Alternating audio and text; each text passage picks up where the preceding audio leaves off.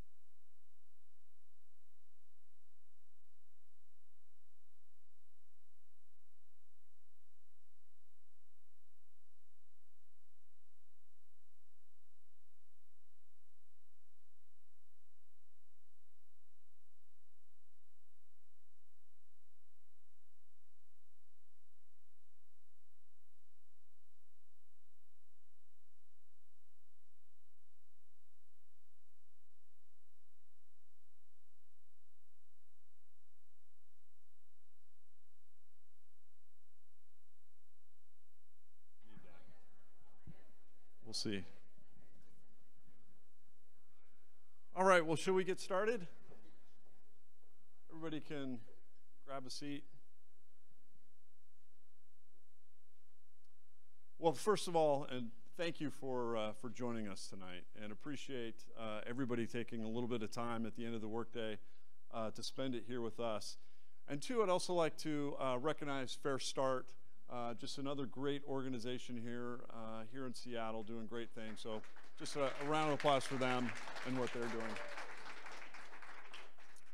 I'm Chris Blanton. I'm Cambia's president of our Consumer Health and Life Insurance Division. I'm also a board member of Food Lifeline.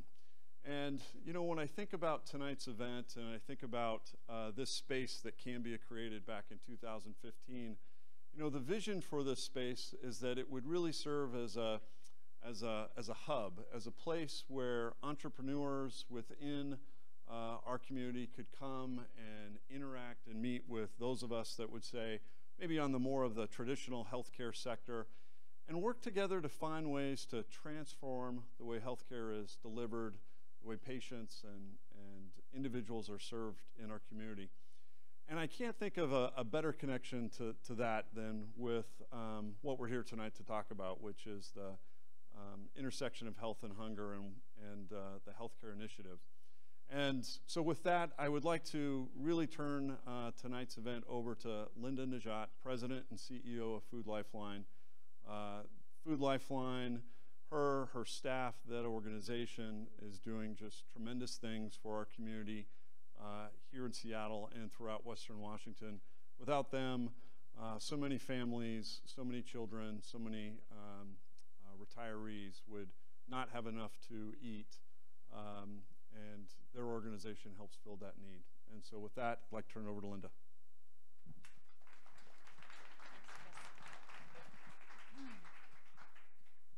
And I'm going to make my way back here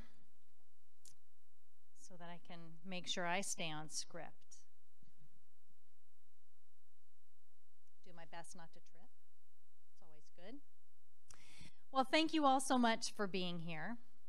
Thank you. We are absolutely thrilled to see an incredible cross-section of partners and of thought leaders in the room this evening. And thank you to Chris and to Cambia Grove for hosting us. This is an amazing space. It's our we meet here often for lots of events, and it's such a great community and convening space. It's wonderful tonight to get the chance to see so many new faces in the room and so many new organizations represented.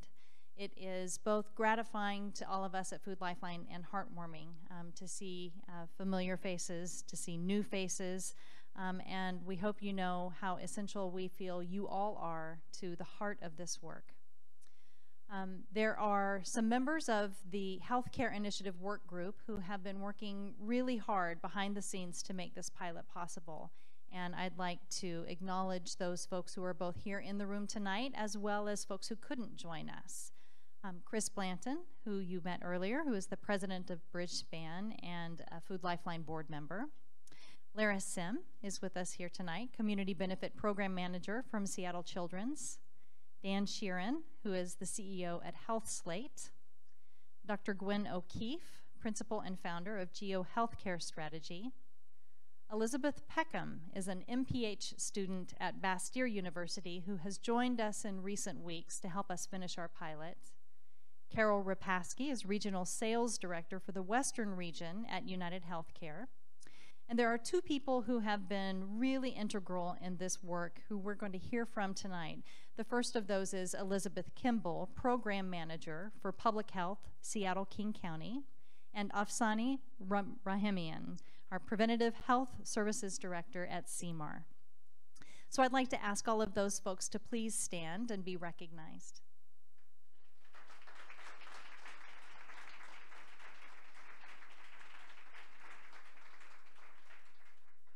Thank you. There are also some members of our healthcare work group who are not here tonight, but we want to make sure that they're acknowledged as well. Liz Jaquette is Senior Program Manager of Programs from Within Reach. Jim Fitzpatrick is Vice President of Network Management at Cigna. Sharon Lerman is Food Policy Advisor at the City of Seattle. And Adam Taylor is Executive Director at Global to Local. Patrick Hollister, Field VP for Networks at Humana. Jorge Rivera is the Community Outreach Director at Molina Healthcare. Bela Biro, Administrative Director of Accountable Care Services at Swedish.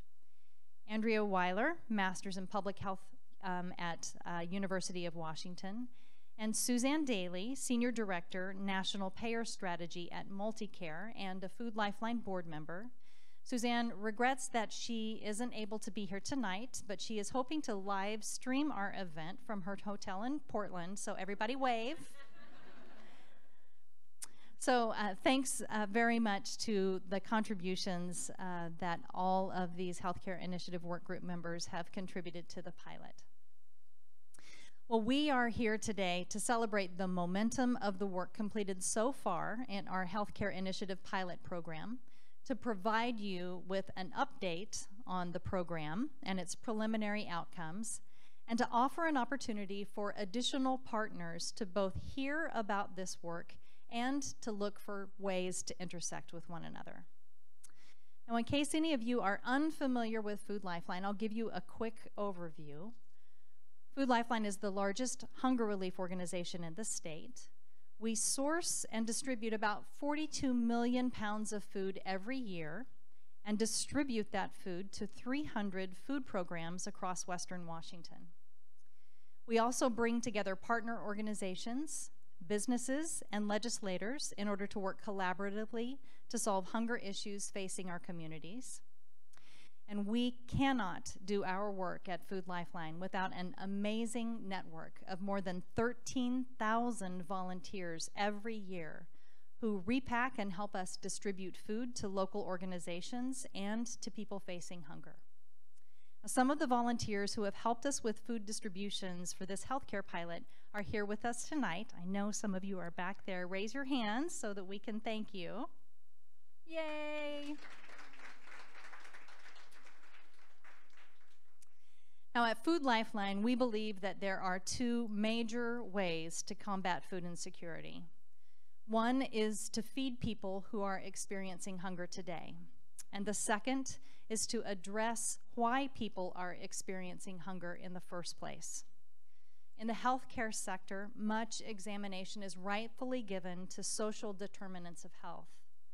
And using this framework in the hunger relief sector, we could consider the social determinants of poverty, those structures and conditions including employment insecurity, health insecurity, housing insecurity, and food insecurity. But foundational to addressing any one of these factors, we must recognize that at the core of poverty, we find systemic racism, and it is a root cause of these social determinants that have created and reinforce disparities of all sorts, including health disparities.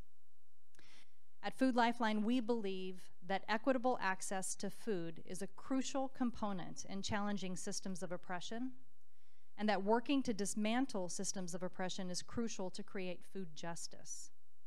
We also recognize that the intersection of hunger and health is a particularly important space where our community can come together to create a more equitable future for all of its residents. At Food Lifeline, we're committed to this work. We acknowledge that we have a lot to learn from others. So we're coming to the table to listen and to learn and to build a lens through which we can work to address systemic racism and social injustice. Food Lifeline's mission is to help end hunger. And in our 10-year strategic plan, we have included a goal to double the amount of nutritious food we plan to provide to hungry people by growing our network of food donors, to address the competing needs experienced by people facing hunger. We plan to collaborate with other community partners and organizations to combat the reasons people end up in a position of food insecurity in the first place.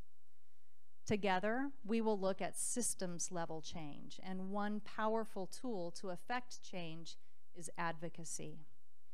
We aim to make spaces for people facing hunger to lift their voices and tell their stories to shape policy so that it works for them. We hope to engage our community to share the message that hunger doesn't have to happen in Olympia and Washington, D.C. And we want to advocate alongside each of you for the strengthening of vital programs such as school meals here in Washington and SNAP and WIC at the federal level. Our goal is to work together to create a movement to end hunger that engages people from a wide variety of sectors and socioeconomic backgrounds to do this work together. This pilot is our first step in this new direction. So let's recap. 2015 saw the origin of this pilot program, and the experts who together became our healthcare initiative work group knew at the onset of this work that we needed to craft a program that could address the vicious cycle of poverty and target an intervention that could affect real change in people's health outcomes. Here are some of the things that we knew when the work group started here at Cambia Grove back in the fall of 2015. We knew that half of the families Food Lifeline serve have at least one member with type 2 diabetes. We knew that people want to eat a nutritious diet, but 90% told us they have to make the financial trade-off that calls for buying cheaper, less nutritious food. We knew that our clients are often the most chronic patients in the healthcare setting, and that new and different approaches would be needed. We knew that the healthcare cost if a patient is admitted to the emergency room for low blood sugar averages nearly $18,000. But conversely, it costs only about $650 for a family of 4 to buy nutritious food for 1 month. And we also knew that our solution had to be scalable, measurable, and non-duplicative of other efforts. These understandings have guided our work group, and they've led us together to develop the Healthcare Initiative Pilot Program, which launched last July. It was natural for us at Food Lifeline to turn to another nonprofit, and we chose CMAR Community Health Centers as our pilot partner. Several factors made CMAR an ideal pilot or partner for our pilot. They were already invested in communities of high need and were already serving patients with chronic health conditions like type 2 diabetes. CMAR also already had in place a process to screen its patients for food insecurity, something that's rare in primary care facilities and critical to this program. And their doctors and their staff were already working to prepare diabetics to manage their own disease in a proactive way. Throughout the pilot program, patients have had their blood sugar levels monitored every 3 months, and they also receive self-management support and education about their disease. Food Lifeline's role has been to bring nutritious food into the picture. And CMAR is providing their food insecure diabetic patients with this referral. The referral is to Food Lifeline's twice monthly nutritious food distribution, which happens on site at the clinic and which complements the support that diabetic patients at the clinic are already receiving from their doctors. Early into designing the pilot program, our work group identified the outcomes that we hoped we would see, and these included a reduction in food insecurity, fewer trade-offs each month, meaning fewer times these patients were forced to choose between buying food and having other basic needs met, better management of their diabetes, a meaningful reduction in their blood sugar levels, and finally, lower costs for the patient in managing their diabetes and lower costs for the healthcare provider.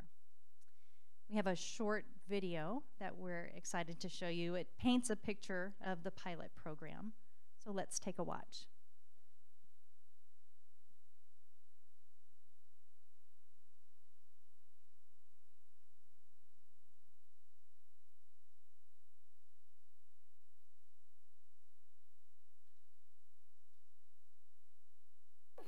sprouts, everyone. Have you ever had Brussels sprouts? These South Sound residents are lined up to fill their prescriptions, but not with pharmaceuticals. Instead, the doctor has ordered produce. Yes, please, thank you. The shoppers at today's market here in this Burien neighborhood are low-income patients at the local CMAR Community Health Clinic. The majority of these neighbors are type 2 diabetic, and being food insecure makes this chronic disease even harder to manage. You know, it's a big struggle for our patients especially. Sometimes they're working 2 different jobs, and they have trouble affording their medications, and certainly trouble affording really healthy nutrition and food, so their diet isn't where it needs to be. Food Lifeline's healthcare initiative is aimed at helping to stabilize these patients. Patients like Jason, who can't afford the foods his body needs to manage his disease. It gives me fresh vegetables. It gives it to me, you know, a couple bags worth, and I can, you know, go through it as I need to and stuff. And if you went and bought this yourself in the store, that's quite a bit of money. And I don't have that kind of money. And it keeps Jason from having to make tough choices. People are trying to decide between, again, feeding their kids, clothing their children, eating a meal at all, and buying medications and balancing all that. They don't have the resources to do all of it. To me, it's a lifesaver. I mean, I don't know how else to explain it. The goal is to provide the clients with enough produce to fill at least 30% of their total dietary intake. The program has already exceeded that goal at the 6-month mark. An evaluation team will continue to track the A1C levels of these patients, as well as other key data points. We expect to see health outcomes continue to stabilize and/or decrease over time. But just giving them the tools they need to manage their disease is already paying dividends. I see their faces light up when they come in. They can get the healthy food that we've been asking them to buy and consume. And finally, they have that opportunity, and they really are getting to take control of their lives and their diseases. The fresh vegetables is the best way to go. So, and I think it's actually helped me out quite a bit. And for the team at CMAR, watching their patients have better access to help themselves is sometimes emotional. The first time I saw the food truck, I cried. I teared up. It was such an emotional day to see their faces and to know that we're really doing something amazing for our patients.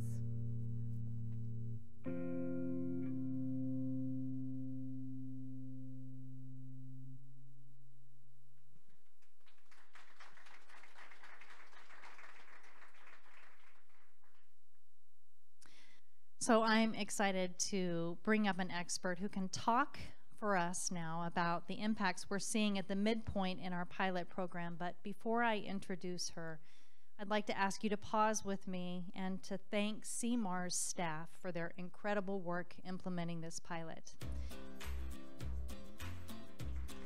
Yay! That was some unexpected and fantastically timed music. Go YouTube. I love that. That really kind of almost couldn't have been better. So to the CMAR staff, it is because of your tireless work recruiting, following up with, and connecting patients to essential services that we have the opportunity to share our midpoint results tonight. So CMAR staff, could you please stand so that we can thank you? Yay!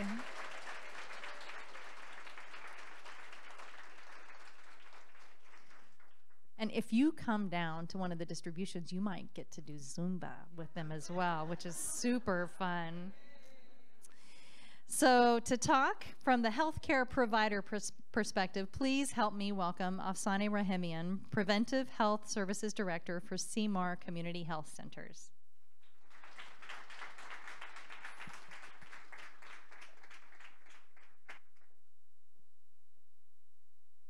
Thank you for being here tonight. I want to start with giving you a little background about CMAR.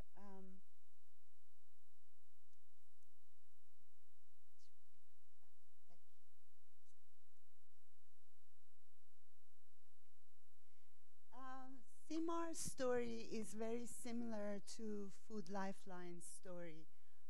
CMAR was established in 1978. This year we are celebrating our 40th anniversary. CMAR was started by a number of Latino community leaders and health activists. And their goal was to provide services to healthcare and other services to the Latino population who are underserved and low income.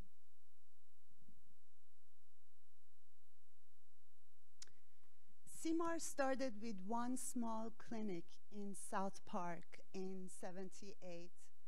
Today, CMAR is one of the largest community health center providers in Western Washington. In 2017, we've had 34 medical clinics, 24 dental clinics, 30 behavioral health clinics, pharmacies, WIC and maternal support services are now in 32 clinics. Long-term facilities, we have 2 of those in Seattle, and we have 4 inpatient treatment centers.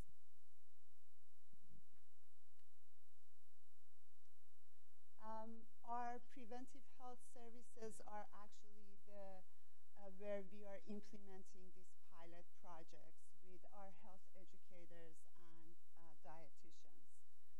So in 2017, we had over 1 million visits with our patients, and 28% of those were medical visits.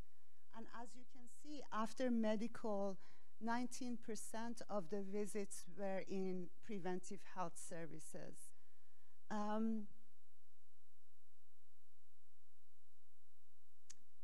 So the over 1 million visit translates to 270 patients approximately.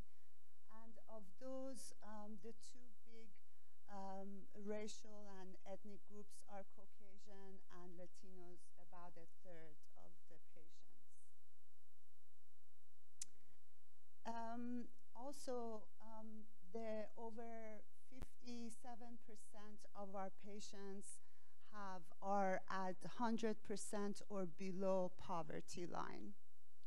So just a little quick numbers about the pilot. So far, in the 6 months of the pilot, there have been over 27,000 meals that were provided and counting every month. And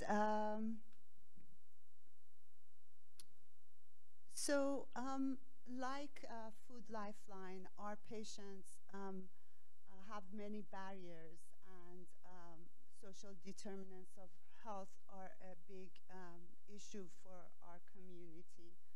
We have many diabetic patients, over 10,000 across our system, and other patients with other chronic disease. Many are comorbidity between diabetes and hypertension and other issues. So the 2 big challenges are chronic disease and food insecurity. And in our clinics, we can sit with patients, educate them in a room, and tell them everything they need to know to manage their diabetes. But the missing link for us was food. And this addition of food has really enabled us not only to teach our patients the educational part, but also help them with learning skills, such as shopping on low budget, having access to healthy food, cooking healthy food, and everything else that comes for each family. So that's why this partnership is very exciting for us, because through this partnership we can respond to food insecurity in our clinics. So just to give you an idea, we served almost 3,000 pregnant women in 2016, over 50% of them had food insecurity. In our South Park clinic, we did a month of screening for food insecurity, and 80% of our patients were food insecure. So this is a very exciting opportunity. My colleague is going to share with you the results of our pilot, but I just want to talk about the qualitative impact that we are seeing on our patients. I think reading through the stories of participants, one of the maybe the most substantial impact is the empowerment of our patients to be engaged and to manage their diabetes. For the first time, they're hopeful that they can have the healthy food that they need. And every story I've read, people without being probed have told us that they are using less medicine and more healthy food. And for all healthcare system, we all want our patients to be engaged and participate in managing their own disease. So this is perhaps the greatest impact, to see patients being really engaged in their own healthcare. Thank you so much.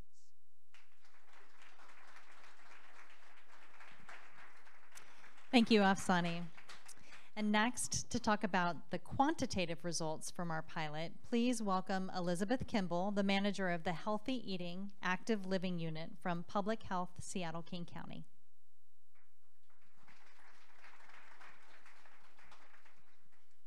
Hi, everyone.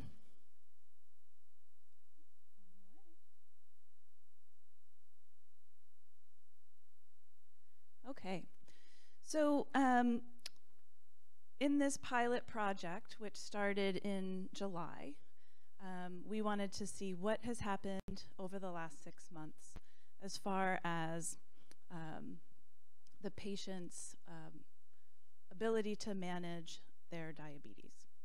So if you don't know a lot about diabetes, it's actually a disease where your body has trouble maintaining a normal blood sugar level. And what we'll be talking about a lot today is A1C. A1C is a test that can be used to measure the amount of blood sugar in the blood. And what you can see, I wanted to show you a graphic here, that when you eat something, your blood sugar levels go up. Normally, the sugar would be taken out of the blood and into the cells. Sometimes the glucose will bind to a red blood cell. And normal levels are going to be less than 5.7%. If the glucose stays in the blood too long, it will bind to the blood cell, and the percentage of glucose on the red blood cell is going to increase. So the A1C levels of 5.7 to 6.4 is in the pre-diabetes range. If the A1C level, or the amount of glucose on the red blood cell, is above 6.5 or higher, that is a positive diabetes test. And that is something that I want you to keep in mind as we look at the next slides. So since July, there have been about over 200 people that have come to the mobile food bank distribution at Food Lifeline, or at CMAR, I'm sorry. And we were able, from the clinical data, to get A1C readings from 109 of those 200-some patients. And as you can see, none of the people in this 109 had a normal A1C level. 37 of the 109 were considered, at this stage, pre-diabetic, so they had a mid-range. And then a majority of them, 72, had an A1C level of 6.5 or higher. We took the average of all of these patients, and the A1C was actually 9.21%. That's pretty darn high. We were interested in seeing at this time who are the people coming to the distribution. And I think from this data we can see that it was really targeted towards people who were pre-diabetic or had pretty high levels of blood sugar. We also, at the beginning of the food distribution, each of the patients as they came through were asked to fill out a paper survey. And from those 109 people that we had blood sugar levels for, 75 of those we had a paper survey. And of those 75 people, 89% of them said that they were experiencing food insecurity. 83% said in the last month they felt overwhelmed by their diabetes. 72% were age 55 or older. 71% felt like they were failing with their diabetes routine in the past month. 59% said they were putting off buying food to buy medicine over the last year. 41% said that they were putting off buying medicine to buy food in the past year. And 17% said that they were admitted to the hospital because of their diabetes in the past 3 months, because of high blood glucose. So it's been 6 months, and we took the data from the 109 patients, and we were curious, after 6 months of participating in these food distributions, what are their A1C levels looking like now? So here, we took those same 109 patients, and we see that there was a pretty large change in A1C levels.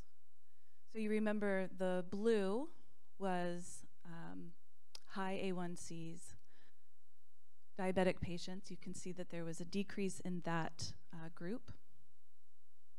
The green are the pre-diabetic group.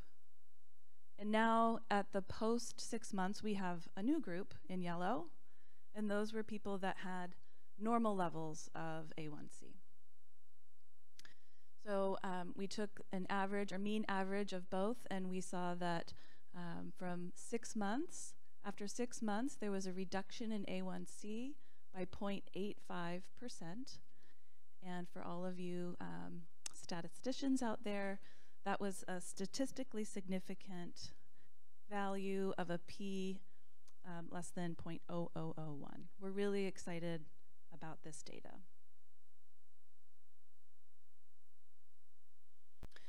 So we also asked some of the patients at the 6 month mark to do a post survey using the same survey we gave them 6 months earlier. And of the 109 people, 55 of them had a post test that matched their pre-test. And some of the things that we saw in this group, at the 6 month mark, 69% said that the food greatly improved their ability to eat more fruits and vegetables. The other category was somewhat improved. That was 28%, and only 1% said this hasn't affected my fruit and vegetable intake. So I think 69 is really great. There was a decrease from 19% in the beginning, now down to 4%, saying every month in the last 12 months, I put off buying food to buy medicine. Pre-test, there were 28%, and now it's 17% saying it's often true that the food I bought didn't last and I didn't have money to get more.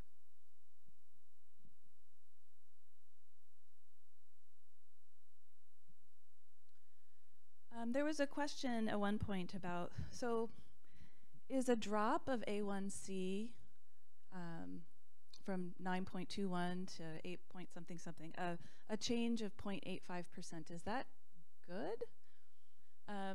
So we wanted to compare that to medication. And the literature says that a patient who starts diabetes medication for the first time, we might see in the clinic a change of 0.5% to 1.25%. So what we're seeing of a 0.85%, this is really clinically good news. And then in comparison, if somebody has been treating diabetes for several years and then they're increasing their dose, we might see a 0.5% decrease in their A1C. So then you might ask, well, if we could just change their medication and get the same change, why would we put so much effort in trying to provide more fruits and vegetables? And I was talking to I call her my diabetes guru, about this, and she said, well, first of all, medication is really expensive. There are tons of side effects. You have to inject yourself. That's not great. It's a lot of maintenance. There are limitations to it. You may see some changes by initiation or increasing a dose, but those don't continue to decrease and decrease. Compliance is a huge issue.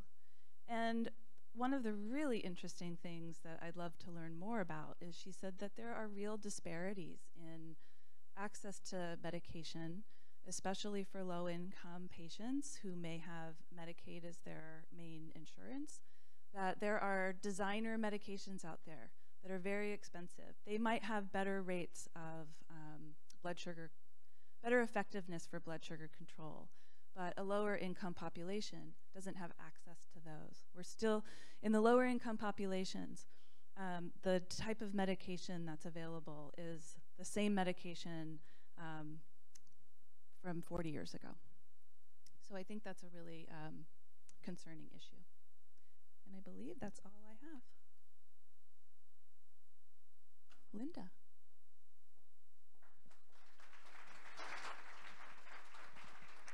Thank you, Elizabeth.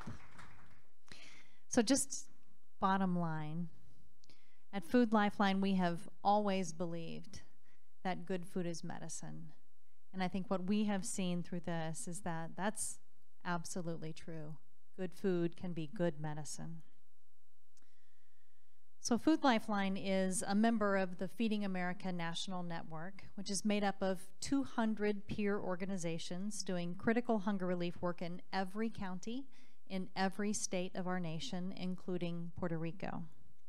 Collectively, these 200 organizations last year distributed 4.6 billion pounds of food. That food went through 61,000 neighborhood food pantries, meal programs, and shelters nationwide. And together, our network fed an incredible 44 million Americans. One of the strengths of the Feeding America Network is that we as members have the opportunity to share best practices with one another. We get to learn about what's helping our peers to solve hunger and apply those lessons in our own community. And the team that works at our national office at Feeding America are experts who help us apply those lessons at the local level. Kim Prendergast is a community health and nutrition consultant for Feeding America, and she knows this work very, very well. We've asked her to come tonight and to bring her national perspective and to talk about the potential financial impacts of intersecting healthcare and hunger relief. So please help me welcome Kim Prendergast. Thank you so much. It is such a pleasure to be here. I have known Linda for almost 2 decades now, I was thinking as I was sitting here. And it is really delightful to be talking about the intersection of hunger and health. We have had a great journey from thinking about just really focusing on hunger and food insecurity to understanding the impact that food insecurity has on one's health and the ways that we can start to address the social determinants of health by really starting to think about food insecurity as a root cause. And I started out my day this morning over here in Boston. So it's exciting. I've never been to Seattle before. So thank you for having me. So, you know, when we talk about food insecurity in the healthcare sector, we also have, we often have to start with convincing healthcare organizations why they should care about food insecurity. And so I always boil this down to that food insecurity affects health status and it affects quality of life. And so at its root, we care about people's quality of life, and we want to make sure that we're doing all that we can in the healthcare sector and in the social service sector to give people the best quality of life that they can, and understand the ways in which social determinants of health are impacting them. I started my career as a dietitian at the Brigham and Women's Hospital at Harvard and saw patients in the chronic renal failure clinic getting worse and worse and progressing to end-stage renal disease. And one day, one of the nephrologists came to me and said, "I don't know what's wrong with this guy, you fix him." And if you're a dietitian, you know that they never say that. So I was excited until I recognized that the problem was not what he was eating, it's what he wasn't eating. That this gentleman was food insecure and just didn't have access to the kinds of things that he needed. And he said to me, I'm not gonna eat and let my kids go hungry, so I go without. Because his diabetes wasn't well managed, he was progressing to kidney failure very, very rapidly. But we know that it affects not only his quality of life then, but it also affects his healthcare costs. We see increases in rates of hospitalization. We see increases in complications. When Elizabeth talked about the elevated hemoglobin A1C levels, the higher those levels are, the higher that blood sugar stays all of the time. And that means that someone's diabetes is leading to kidney failure. It's leading to issues with their extremities, and that's what leads to people having amputations. It's leading to blindness. And so all of these things are raising the cost of healthcare because we're not helping people manage their illness by having access to the food that they should be eating. Over the last several years, we've seen great research that helps us understand the connection between food insecurity and the impacts it has on the healthcare system and the impacts that it has on the healthcare costs. So we know that people who are food insecure are more likely to have diabetes. They're more likely to have hypertension and other cardiovascular diseases. They are more likely to have some cancers and other chronic diseases as well. And once people have a chronic disease that's diet sensitive, if they are food insecure, it is harder to manage. So we know from our own research and other research in the literature that people who are food insecure have higher rates of hemoglobin A1C. They have more hospitalizations. When we look at the data on people who are high utilizers, some of the healthcare system work that's done on hotspotting to understand who's coming to the emergency rooms more often, who's having more hospitalizations, food insecurity is always one of the factors that leads to those more frequent utilizers of healthcare. There's great data that shows that there are more diabetes hospitalizations actually for low blood sugar. And for those of us with resources, if we had diabetes and we were insulin dependent and our blood sugar dropped, we would just eat something and our blood sugar would normalize and we wouldn't feel well that day. But a low blood sugar is treated with food. But for someone who's food insecure and doesn't understand how to manage their medication and manage their illness, they end up in the emergency room, which is a very costly use of services. And we also know, and from your research and others, that people who are food insecure have higher rates of hospitalizations for high blood sugar as well. So when you are managing a disease that requires you to eat the right kinds of food, it's so much more difficult. There's new data. There has been some data from Canada that demonstrated this, but relatively new data from Hilary Seligman and Seth Berkowitz, physicians that have done a lot of food insecurity research, looking at food insecure patients cost the healthcare system $1,863 more per year than those who are not food insecure. If you annualize that, that is $77.5 billion to the healthcare system. And that is just in healthcare costs. We've seen other data out there that takes into account the cost of loss of productivity and loss of work days and things. But this is just what it costs the healthcare system. And at Feeding America, we've done a lot of work in the last year or so with payers, the health insurance companies, to really start to understand. And what I've learned is that the per member per month cost is really the thing that drives all of our conversations. And that's $155 more per member per month.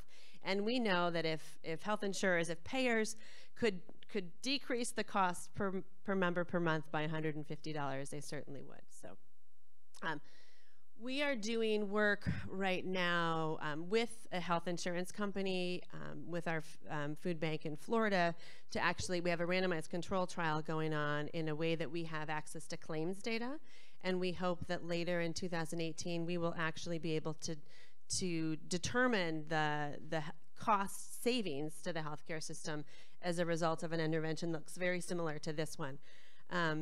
The Feeding America Faith DM study, Feeding America's intervention trial for health for diabetes, Faith DM, we like our acronyms in research, has finished its first phase, and the Urban Institute is actually doing a 6-month look at the cost savings, hopefully, from that project. So in the coming year, we do hope to have our own data on the cost savings as a result of these interventions. That data doesn't yet exist, but what we know, and common sense tells us, that if we see increases in healthcare costs because of food insecurity, if we can decrease food insecurity, if we can help people eliminate those trade-offs so that they're not putting off buying medicine so that they can purchase food because we've given them better food, they have better access to the kinds of foods that we want them to have, that they are taking their medication, we will see these improvements in hemoglobin A1C, which is going to result in less complications.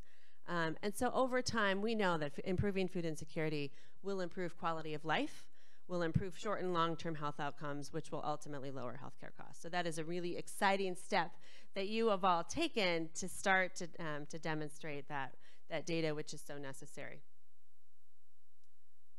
So as we think about next steps from all of this, and what's exciting for us is going from small pilots to bigger scalable interventions.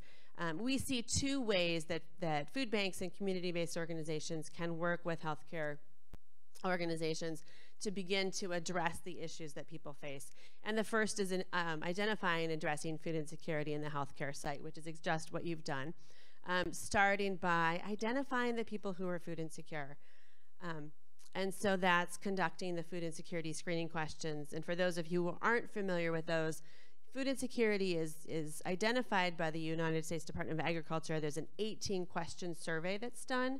2 of those questions have been validated for use in a screening setting. So it's just 2 questions, just a couple of seconds that we can ask and really identify who it is that we need to target with our interventions. In some settings, we see community health centers, outpatient centers, where we know that a high percentage of people are food insecure.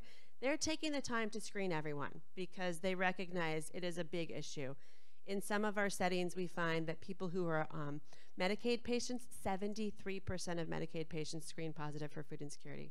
In a clinic that we were working in, 80% of the dual eligibles, the Medicare, Medicaid, dual eligible population, screen positive for food insecurity. In those settings, it's worth taking the time to just ask everyone these questions because we know that food insecurity is cyclical.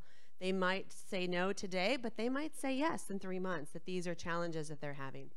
In other settings, we see that healthcare organizations say, you know, the population that I really want to target, that I'm most concerned about in my community, is the high-risk OB population. How can we address food insecurity as a means of making sure that these babies are born healthier?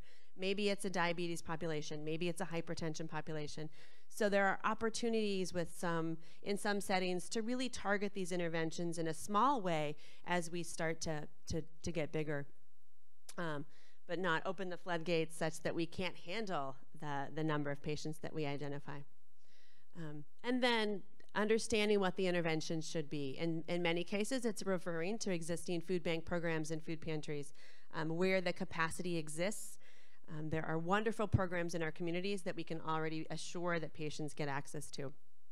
And then in places where we have opportunities like with CMAR clinics and outpatient clinics to bring the food to them, making sure that we're getting patients connected to food where they are, where it's convenient, and making that referral seem like part of their health care, so that they're understanding the importance and really bringing it right there. And then certainly a big piece of this is assuring that we're connecting these individuals with long-term access to ways to be food secure, and so that's connecting them with applications for SNAP, the food stamp program, with WIC, with other food programs like school meals, school breakfast, to assure that they're not only getting access to food today and this week, but long-term to assure food security and the ability to eat a healthy diet for their diseases.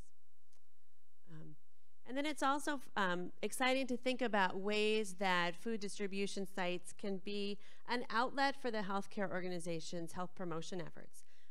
If we're working on addressing rates of screenings or vaccinations or other kinds of things in the community where we have clinics that are worried about asthma, we have clinics that are worried about assuring that their patients have access to this education. We know where lots of the low-income people are who need this information.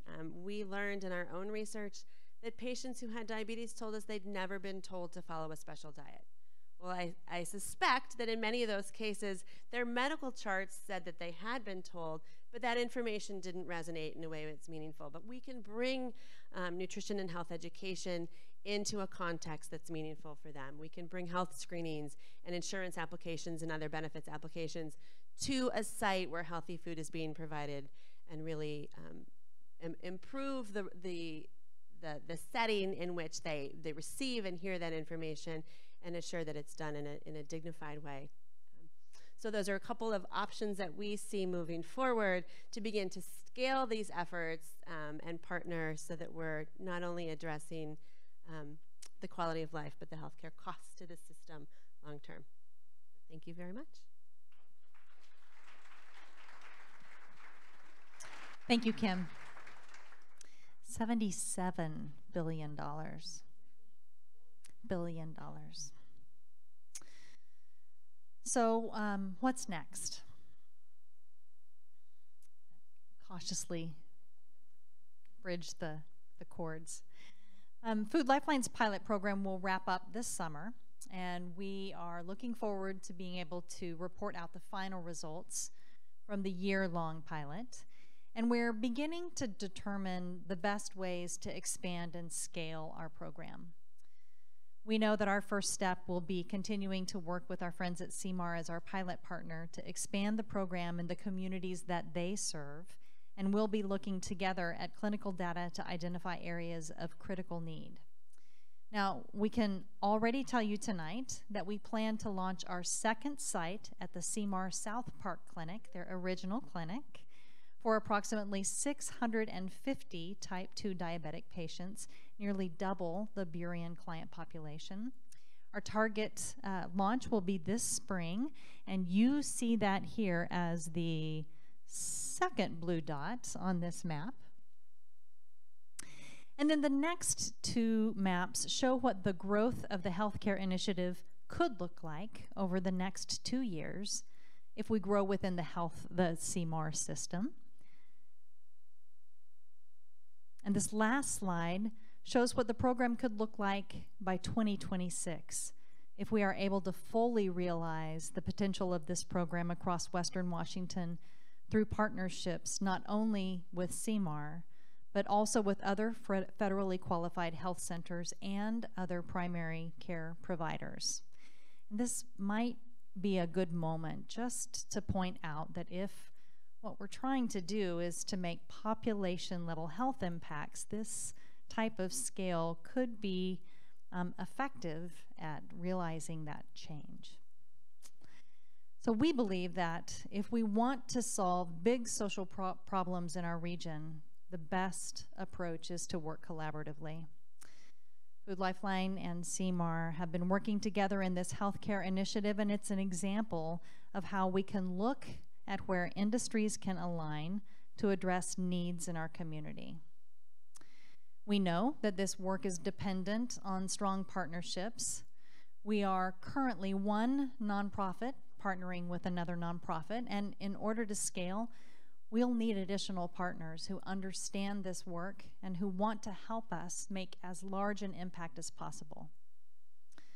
We're also hoping that public investors who are already working in this arena will be interested in connecting with us, that private companies in the healthcare field who want to see innovative solutions such as these, and that other individuals and organizations passionate about creative and effective approaches to both fighting poverty and improving health will commit their capacity to help us scale. We're looking for partners to advocate for the essential safety net programs that protect low-income people, because these connections will help us build a movement. Our Director of Advocacy and Public Policy is here tonight. Maybe stand up. This is Aaron. He's amazing. If you are interested in helping in our advocacy efforts, please go see Aaron after we finish the program tonight. We also really want to hear your thoughts and ideas, so please do stay in touch with us as we complete the pilot program and we look forward to the future. And as we look to grow our partners, please let us know who is not in the room tonight with whom we should be speaking.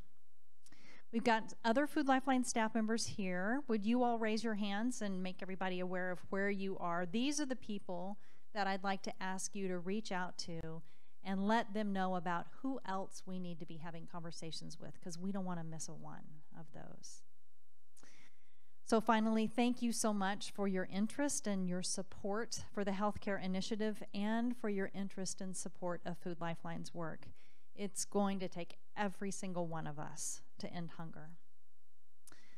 So now we have a chance to start some dialogue, and I'm going to ask our board member Chris to come back up. He's going to help facilitate the question and answer opportunities. So will you take it from here? Yes, I will. Thank you. And if I could have the work group members come on up front, would be great.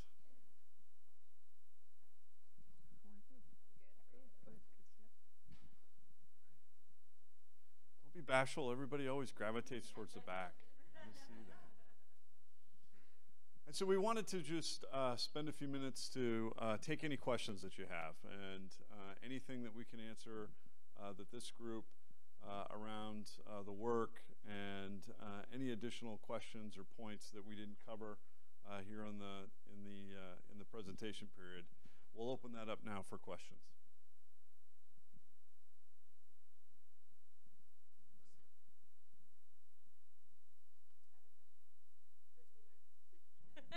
So I would love to hear how the clinicians on your team reacted as you first asked them to start screening for food insecurity, and then as they are seeing patients who are experiencing some improvements in their health because of the pilot. So from the very beginning, our providers were very excited. We had our first meeting before we started the pilot with our providers in Burien, and they were very receptive. But I think nobody really expected such amazing results so quickly. And all our clinics are in waiting line and they are calling Nick every day and asking, when can we start in our clinic? So, you know, as Linda was talking about, how we are now in this phase of really thinking about population health. All the health providers, health plans, and the public health community as a whole are looking for interventions and strategies that have an impact at a population level. And I think interventions like this is really amazing for our patients and our population. And this is, as Linda said, we are about to launch a new site, and we have a meeting coming up, and there is a lot of excitement. Staff are excited, they want to volunteer, Many of the patients come back and volunteer. So we are really excited to start this new site and continuing this work. Did I answer your question? I'd like to add to that. I'm Gwen O'Keefe. I'm a general internist. I'm not fortunate enough to practice at CMAR where they have access to this. And I've been in practice for 20 years, and the issue about screening, it's actually, it's very similar to domestic violence and other issues when we're asked as clinicians to screen, but once you have the information, what do you do with it? So it makes a huge difference to actually have access to something that you can actually offer to patients, and I think that's super exciting to clinicians who deal with lots of diabetic patients. So that's fantastic. The other thing I always like to call out when we talk about this is I think it is very under-recognized in the clinical and just in the general community that you can have food insecurity and be overweight at the same time. And so most diabetics are overweight. And that has nothing to do with the fact of whether they're food insecure or not, but I think there's a lack of education about that. And so there's a lack of realization, even in clinicians who practice in very underserved settings, don't realize that the person in front of them may not actually have consistent access to food. So it's a great way to, add the screening, figure out what's going on, and then say, oh, now I have something I can actually do for you. And I went and volunteered at one of the distributions, and it was just so fantastic to be there and see people benefiting from this. The other thing I have to say was to me was also quite shocking was the extent of, not the extent, but how aged so many people were. And that just made me sad. I had a quick question just maybe around the referral and how patients have seen that, and if that's taken a lot of explanations, and just kind of how that's been received. Sure. So I just want to add one thing. Actually, at CMAR, we are adding a lot of social determinants of health screening questions. So when the patients come for the first time and we go through assessments, we are asked about a number of issues, including food insecurity and housing. So in terms of the providers and the referral, at CMAR, we have, in addition to our providers, we have a health educator and an RD and a care coordinator at every clinic. So the provider talks to the patient, and then it's followed up by the health educator, who would then follow up on that, enroll them in the program, and oftentimes if they don't come or if they miss their provider visit, we call them and we follow up and make sure that they're being reminded to come back. One of the successful actually strategies to bring people and let them know is that we are texting patients the day before each distribution, and that's really been successful in increasing the number of people who show up for the distribution. Nothing like a 200-person group text.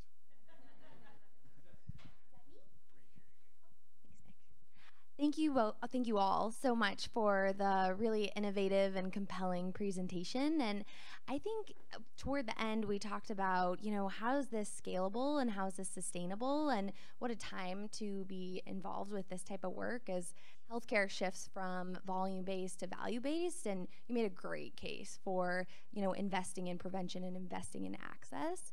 And so I'm really curious, what would it look like to have provision of nutritious foods be included as or have third-party payers basically being covering this type of service? Like, is that work happening in Florida, and what would that look like? I'm really curious. So great question, because I think one of the things that we're really thinking about at the national level is, at this point, most of these projects are funded by, even if a healthcare payer is involved, by the philanthropic arm. So frequently it's the foundation of a healthcare organization that's funding some of this work. So what it would look like is, how do we get provision of food to be a service? How do we convert food banks and community-based organizations to be service providers to the healthcare industry as opposed to charity? A really exciting change that we saw last week is that there is draft language from Medicare for their 2019 guidelines that includes food as a reimbursable service. So it is draft language. It is very early. There's a lot of hoops to get through between now and then, but we are seeing, I think based on some of the Center for Medicare and Medicaid Services initial work, that they're recognizing the value of this. There is a lot of conversation happening. There's not a lot of pilots right now looking at the provision of the payment to food banks as a service, but that's a direction that we are hoping to move in. So what that would look like would be the gold standard. Just one more thing. Last year, we passed an initiative in the city of Seattle on taxing sugary beverages, and a part of that tax will be dedicated to closing the food insecurity gap, especially for people who are not eligible for SNAP. Many are undocumented and they can't get SNAP, but they still are below poverty line and cannot afford healthy food. So we hope that initiatives like that can also provide funding to provide this kind of services. And on the food side, the good news that I can share is that for organizations like Food Lifeline, the most available and accessible food that we can continue to scale and source is fresh fruits and vegetables from the agriculture sector. Last year, Food Lifeline distributed a little more than 14 million pounds of fresh fruits and vegetables. By the end of this year, that number will have increased by 4 million pounds, and we're seeking to scale that to 38 million by the year 2026. So the food is there.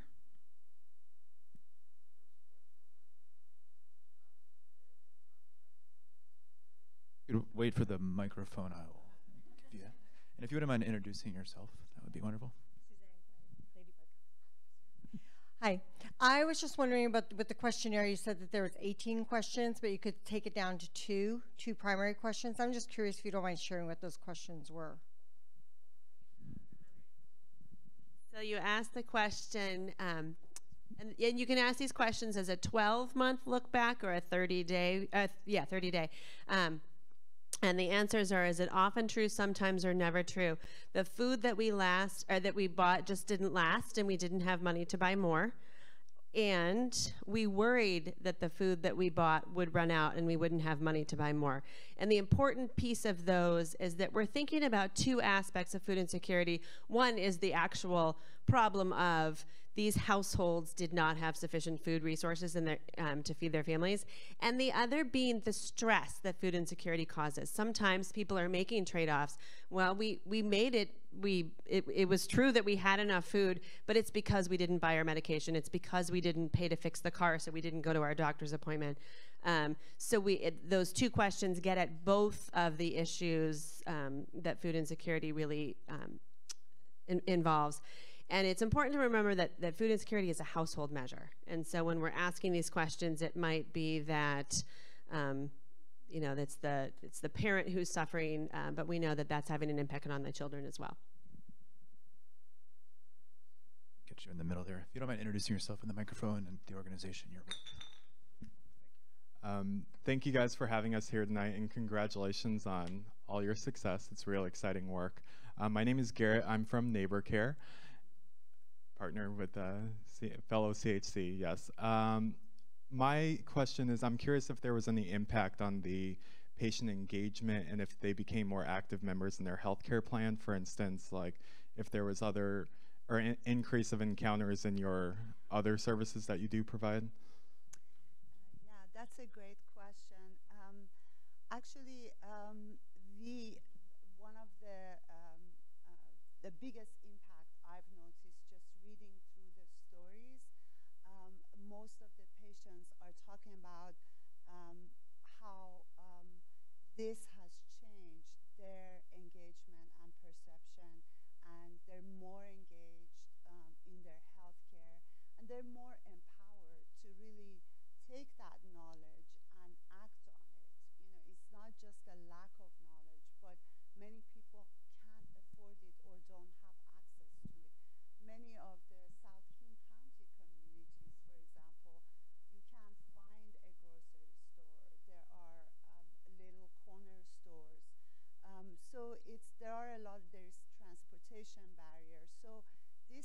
really dignify our patients and make them empowered that they can take a better care of themselves. And almost everyone, every story I read was about how this has enabled them to have less medication and to not worry about that trade-off that they have to buy their medication and they can't have food. So I think that's a very big impact that we see in our patients. That we have seen in some of the research when we provide a lot of the work that we do in the food bank networks is through the use of choice pantries. We really want to make sure that people have access to the kinds of foods that they like to choose. But sometimes when we put together, especially diabetes appropriate packages of food for people, we have been pleasantly surprised at the value of the education that comes with giving people the kinds of foods that they should be eating. If they have grown up in a household where they didn't have models of behavior to understand how to eat and they haven't been through diabetes education, giving people the right kinds of things in addition to empowering them and encouraging them to make those food choices on their own really serves an important purpose in the overall management of their diabetes.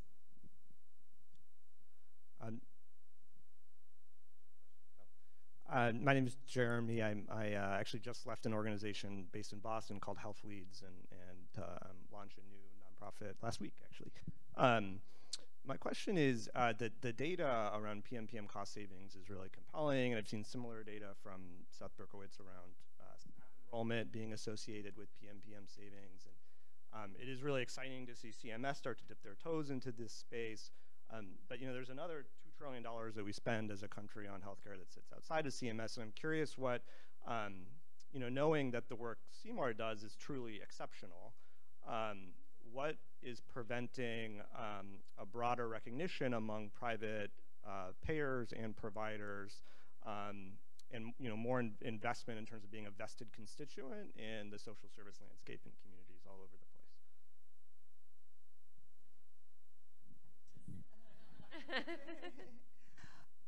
I think this kind of evidence is what we need to convince the other health plans, and we hope they step up and can make projects like this sustainable and scale up.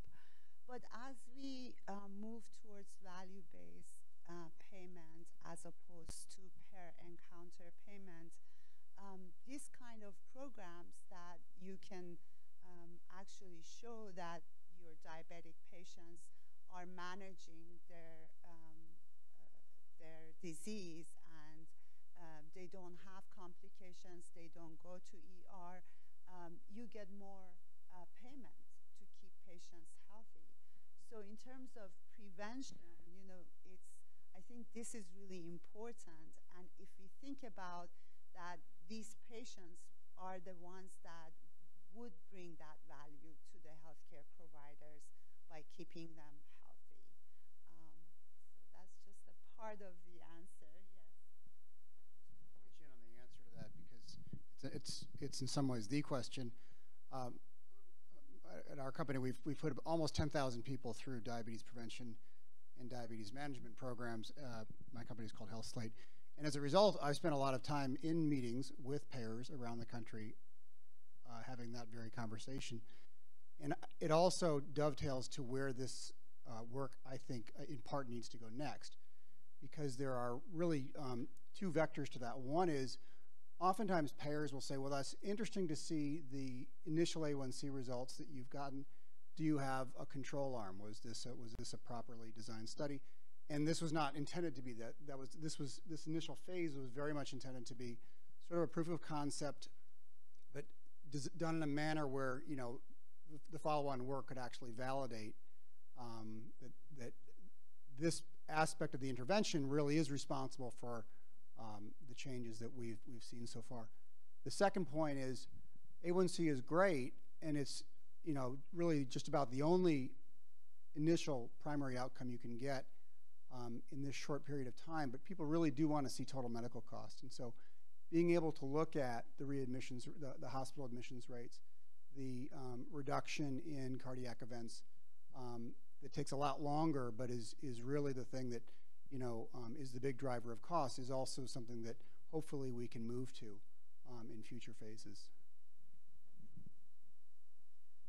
I'd just like to add something to this also. There's some amazing data out there from the OECD, the Organization for Economic Cooperation and Development, you know, global organization. And there's a very powerful graphic that I saw recently that basically shows how the United States is an incredible outlier compared to, which we already know, but compared to the rest of the world in terms of, if you actually look at, I wish I had the graph, but I'll try to describe it. If you look at the top line, which is the sum of all these, you know, 20-something countries, of the sum of what they spend on medical care plus social services, you can, and it's divided between medical care and social services. There's actually not, we are not actually out of line of other countries in the world, but we stand out amazingly as we spend way more on medical care and way less on social services than the rest of the world. And I don't think the medical community has ever thought of themselves as being the ones who should be providing the social services. You know, it's a philosophical question. And I have to say, I kind of struggle a little bit of having been in, you know, I've worked in every aspect of healthcare and been in leadership positions in a couple places where this has been a real discussion, because should we actually be asking healthcare systems to actually pay for this? Or should we as a society be stepping up? So I won't drag us down into a philosophical question, but it's a very, if you can find it, and I will send it to the Food Lifeline folks, it is a really powerful representation of how skewed we are and why we need to do this kind of work. I think there's a question back there with Mark. And I would just add to the discussion too, you know, from the payer side, you know, the relationships between payers and providers are changing. And there's a real recognition and a questioning of, you know, who should be doing what, and looking at some of the services and areas that we on the payer side have focused on. And we're questioning well, should we really be doing that, or is that better, does that better live perhaps within the payer side, with the provider side?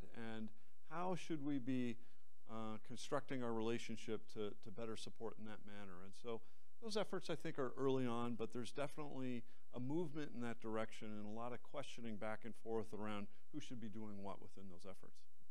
Mark?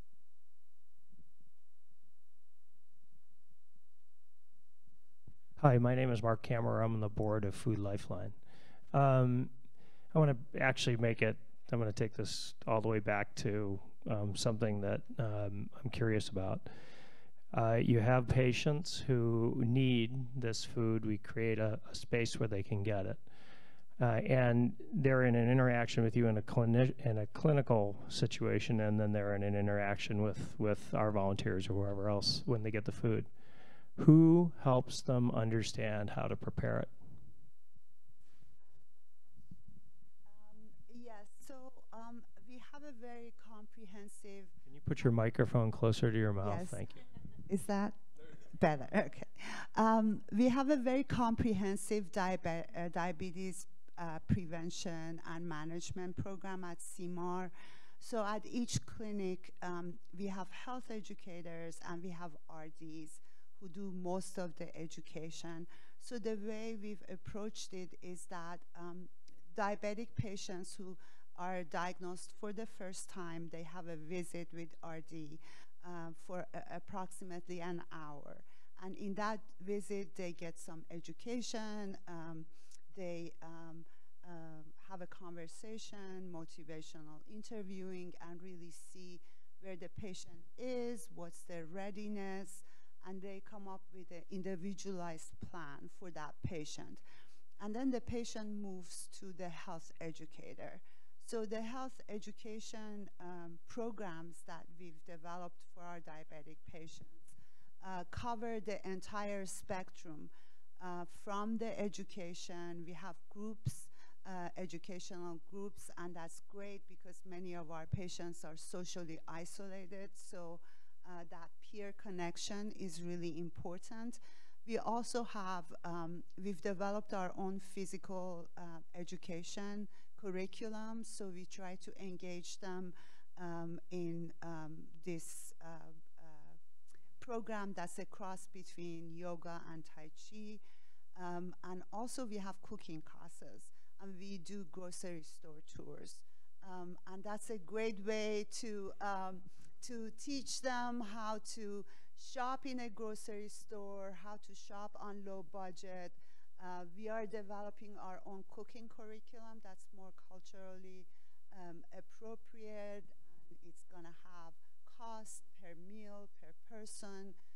So we try to engage them. We also have gardens, educational gardens, and a lot of our patients come from agricultural background, and it's a great way to get them engaged. And there is a community garden that we have plots, and so if patients are interested, we connect them and they get their own plot.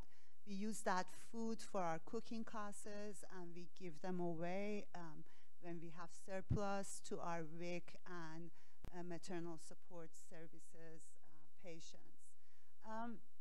Also at CMAR, we have, besides all these programs, we have many other services.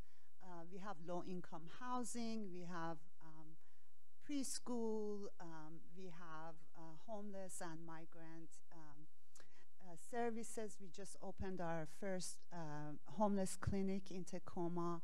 And so, you know, before our programs were siloed, but we see the same people, the same families. Father has diabetes, mom is pregnant, they have 3 other kids who might have behavioral issues. So we really try to integrate our programs in prevention, having health educators doing cooking classes for pregnant moms, or, you know, just engaging, trying to engage the whole family, especially when it comes to cooking and shopping, because most of the time patients might not be cooking for themselves if they're in a family.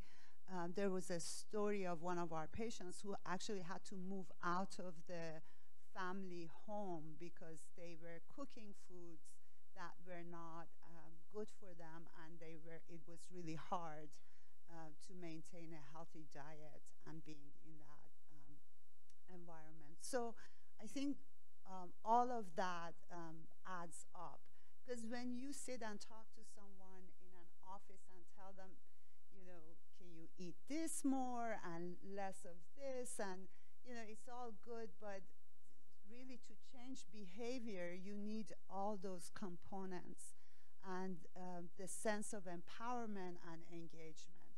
And when they see some positive results, it's more motivating and encouraging to continue, and it spreads out to their family members and the community. And how about if we take just one last question, as we're want to be respectful of everyone's time tonight, and certainly we're all here afterwards to take a few questions too as well. Good evening. My name is Tanika. I'm from the Pierce County Accountable Community of Health, and I have about 3 questions. I knew it was supposed to be 1, but I'm sorry. And it might have already been answered, but I was a little bit late, so forgive me if you guys had answered this question. But I was wondering if a patient screens positive for food insecurity, does that have to be coupled with like a positive chronic illness? So if they screen positive and they don't have diabetes or high blood pressure, are they still eligible? The second question I wanted to ask is income or debt to income ratio taken into consideration? And then I wanted to ask also, once they do screen positive, how long can they use the program? Is there any time frame limitations in place or measures in place to prevent abuse? Thanks. So I can tackle that and say that the healthy food distribution is open to anyone in the community, as well as to the patients who have been dually diagnosed as food insecure and diabetic. There is no limitation on the number of times people can come. We intend to stick around, and so we don't have a time span limitation on how long folks can come. And you had one other question. Income, no, we are not screening for income. Yep, we believe that everybody deserves a good and healthy meal, and that folks who are showing up in line are showing up because they need that help. Good questions. I just want to thank everyone for taking a little time this evening to spend it with us and to hear about this exciting work and exciting update. And certainly want to appreciate everyone here up front for the work that they've done towards this, and the CMAR team partnering with Food Lifeline on this very important endeavor. So thank you very much, and have a good night.